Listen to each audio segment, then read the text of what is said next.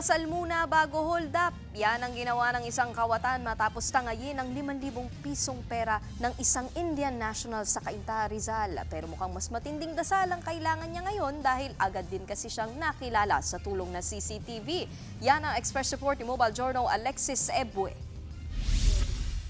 Sa kuha ng CCTV na ito sa isang eskinita sa Barangay Bagong Silang sa Cainta, Rizal, makikita ang isang lalaki nakahubad. Nakasuot ng baliktad ng sombrero habang nakatakip sa mukha ang kanyang t-shirt. Makikita ring may hawak siyang patalim. Pumwesto sa gilid at sumandal muna sa pader.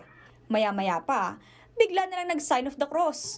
Hawak na niya sa kaliwang kamay ang kutsilyo at saglit na tumigil. Pagkatapos, sumenyas na tila may kinausap at saka sumibat.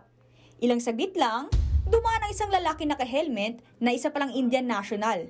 Bago makalampas, napatigil ang Indian at napaatras pa nga. Di kita sa video, pero tinutukan na pala siya ng patalim ng lalaki. Tinangay nito ang 5,000 pesos na nakolekta ng biktima sa isang residenteng nanghiram ng pera. Ayon sa Deputy Chief ng Barangay, laging dumaraan ang biktima sa lugar. Kaya suspetsya nila, inabangan na talaga ito ng sospek.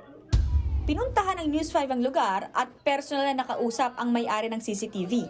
Anila, residente sa lugar ang lalaki at hindi raw ito ang unang pagkakataong nang hold up siya. Pangalawang beses na po yan. So yung unang hold up niya, kumbaga, hindi siya, dyan din sa pwesto na yan siya hold up.